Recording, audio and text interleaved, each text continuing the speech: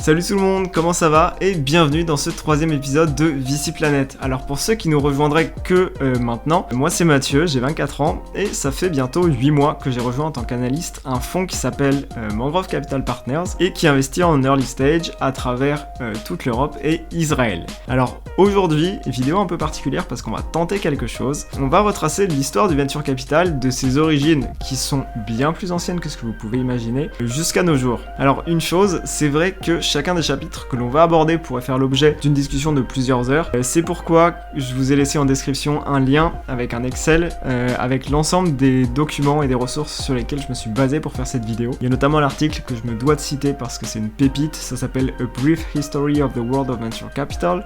Ça a été écrit par Nicolas Collin et c'est vraiment trop bien. Enfin, c'est vraiment un super article, donc allez le lire. Une dernière chose avant de commencer, n'hésitez pas à vous abonner à la chaîne si vous en avez envie, mais après uniquement si vous en avez envie, ici on ne force personne. Et sur ce, on peut lancer cette vidéo et on est parti, destination le 15e siècle. Bien que l'anecdote soit assez controversée, certaines personnes s'accordent à dire que les premiers venture capitalistes de l'histoire furent Isabelle de Castille et Ferdinand d'Aragon, plus connus sous le nom des rois catholiques. Et si ces deux monarques espagnols ont gagné le droit à cette comparaison, c'est parce qu'ils décidèrent de financer la périlleuse expédition vers les Indes d'un certain Christophe Colomb. Le pitch du projet du navigateur était assez simple. La route de la soie est devenue bien trop dangereuse pour continuer à acheminer les épices par voie terrestre. Le Portugal, royaume voisin de l'Espagne, a quant à lui trouvé une alternative en rejoignant l'Inde par voie maritime, plus précisément en contournant l'Afrique par le cap de Bonne-Espérance.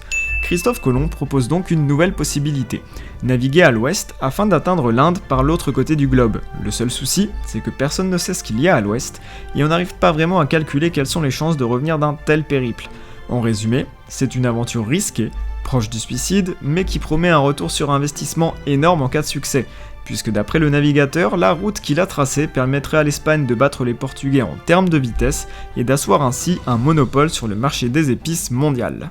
Christophe Colomb était tout simplement en train de proposer de disrupter la route des épices, et c'est ainsi par la même occasion qu'il leva le premier tour de seed de l'histoire. La suite de l'histoire, vous la connaissez, il n'atterrit pas en Inde mais en Amérique du Nord, et à défaut de ramener des épices, il ramène des pommes de terre. Bon, c'est vrai que ça fait un peu cher le Deliveroo. Le rapprochement entre Christophe Colomb et le VC reste cependant assez bancal et contesté, c'est en soi assez compréhensible, mais c'est une chose est sûre, c'est que les origines du venture capital sont assez liées au domaine maritime, puisque nombreux sont les écrits qui tissent un lien très fort entre le VC et une industrie assez particulière, j'ai nommé la chasse à la baleine.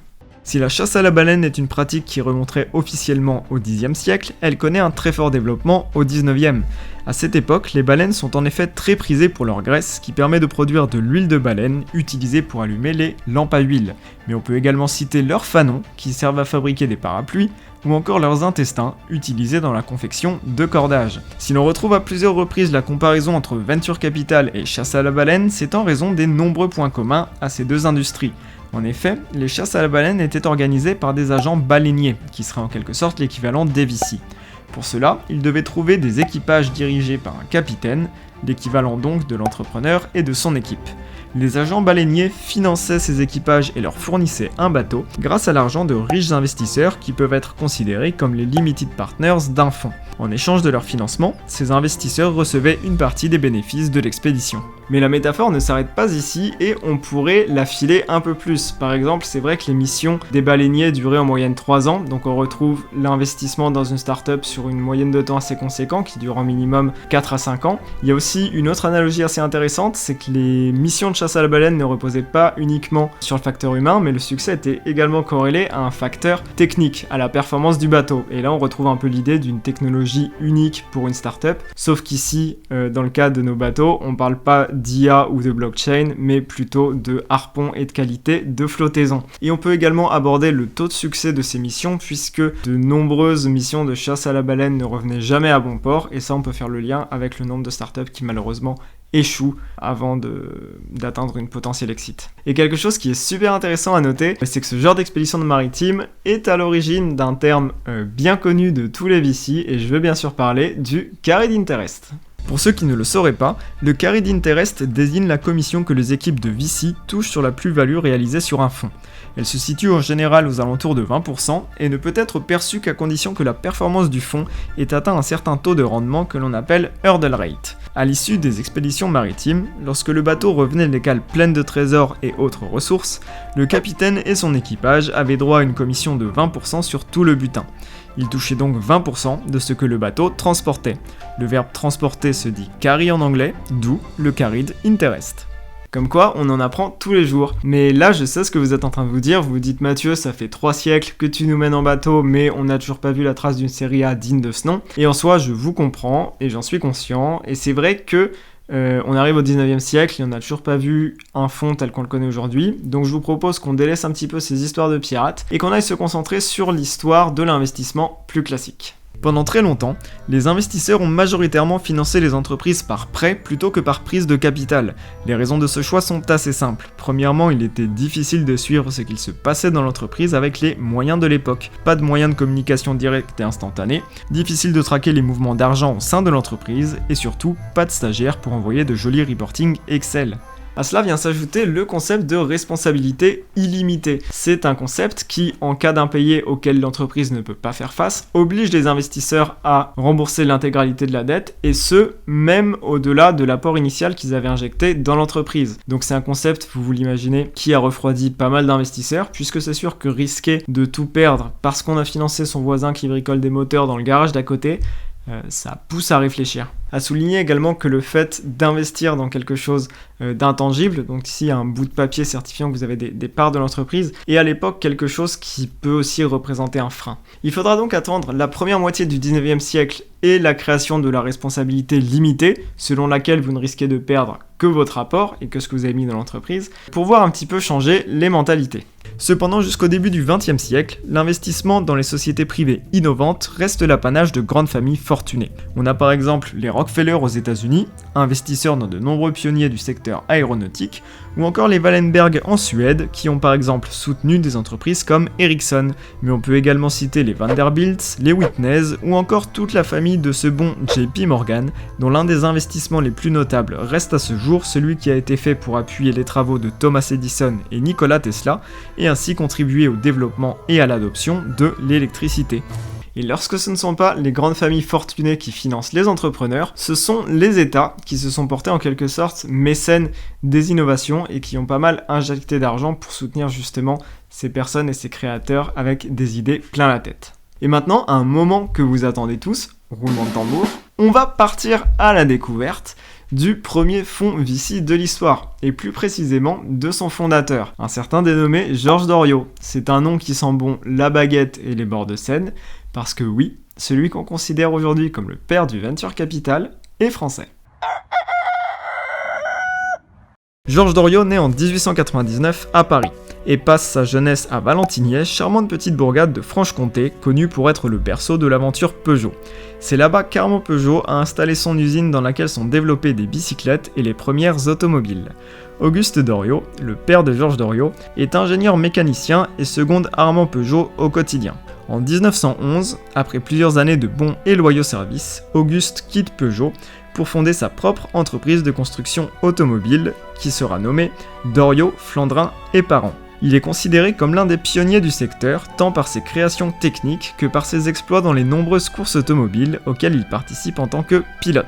C'est donc dans ce contexte plein d'innovation et d'entrepreneuriat que grandit le petit Georges. Après un passage dans la division d'artillerie pendant la Première Guerre mondiale, il fait ses études d'ingénieur en France et se passionne pour toutes les questions de management industriel. C'est une passion grâce à laquelle il va partir aux États-Unis pour finir ses études dans une petite école locale du nom d'Harvard. En 1922, à la suite de ses études, il est embauché dans une usine à New York. C'est l'occasion pour lui de se faire la main et mettre en application la théorie apprise sur les bancs de l'école. 6 ans plus tard, en 1928, il devient professeur à Harvard, son ancienne école, où il enseignera jusqu'en 1966. On pourrait croire que la boucle est bouclée, mais ce serait mal connaître notre petit génie national. À la fin des années 30, Georges Doriot est reconnu comme l'un des pontes de la logistique et du management industriel.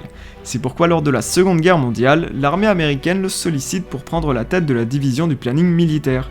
Il est donc chargé de la production des ressources nécessaires aux soldats américains et de la conception de nouveaux équipements qui sont cruciaux si les États-Unis veulent sortir gagnants du conflit mondial.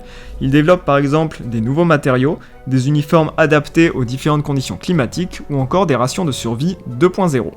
Ce passage dans l'armée lui fait prendre conscience de l'importance de l'innovation et de son impact sur le monde. C'est en quelque sorte ce petit déclic qui plante dans sa tête les premières graines du capital risque. À la fin de la guerre, le gouvernement américain lui propose d'ailleurs de prendre la tête d'un département chargé d'investir l'argent public dans des projets innovants à vocation militaire. Un peu comme BPI France, mais version bazooka. Georges Doriot décline l'offre, mais avec une idée bien précise en tête, puisqu'en 1946, avec 2 autres cofondateurs, il crée un fonds d'investissement dédié à l'innovation, mais celui-ci est financé avec de l'argent privé. C'est donc ainsi que naît le premier fonds de venture capital de l'histoire et il se nomme American Research and Development Corporation, que l'on abrégera ARDC. La RDC investit dans 150 projets entre 1946 et 1972. Le coup de maître restera sûrement l'investissement dans Digital Equipment, une entreprise qui a créé le premier ordinateur à transistor. Les 70 000 $ investis dans l'entreprise par Doriot en 1957 ont permis d'obtenir plusieurs dizaines de millions en 1966 lors de l'IPO de la société. C'est ainsi que Georges Doriot a écrit sa légende et est devenu une véritable figure du venture capital, ce qui lui vaudra d'ailleurs d'être nommé en 1999 par le Wall Street Journal dans la liste des 10 personnes qui ont le plus contribué à changer le monde des entrepreneurs. Donc voilà un petit peu pour la vie de Georges Doriot qui aura bien marqué l'histoire du venture capital. C'est vrai qu'on a passé sa vie en express et qu'il y a plein de passages qui sont super intéressants, c'est pourquoi je vous conseille ce livre. Ça s'appelle Creative Capital, ça a été écrit par Spencer Ante, il est vraiment génial. Je vous mets le lien en description si vous souhaitez en savoir plus. Mais franchement, il est très chouette parce qu'il y a plein de passages là qu'on a dû passer sous silence. On a juste fait les grands moments de sa vie. Et sincèrement, pépite aussi ce livre. Voilà, c'est fini pour aujourd'hui. J'espère que ça vous a plu. On s'arrête là puisqu'on a posé de bonnes bases avec Georges Doriot. Mais comment en est-on arrivé à des tours de table massifs et des levées de fonds incroyables? Comment sont nés les fonds d'investissement mythiques à la Sequoia, à la Kleiner Perkins et surtout comment en est-on arrivé à avoir des entrepreneurs qui sont plus adulés que Céline Dion à Las Vegas? Je vous propose de découvrir ça dans la seconde partie de la vidéo qui sortira dans quelques semaines.